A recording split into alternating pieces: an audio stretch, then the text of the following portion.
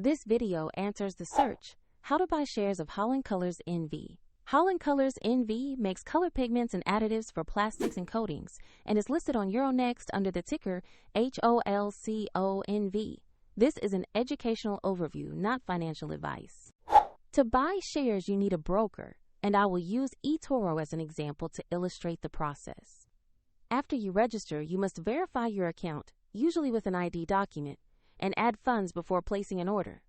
Use the platform search box and type the ticker HOLCO.NV to locate the correct listing.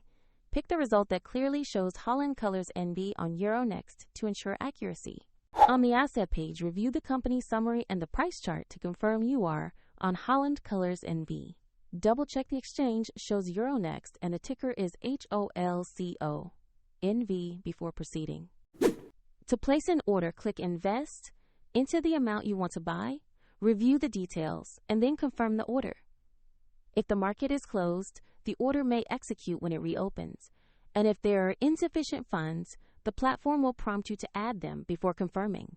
Your new position will appear in your portfolio once the order is executed. Find the example broker link in the description below if you want to follow the same steps shown in this video.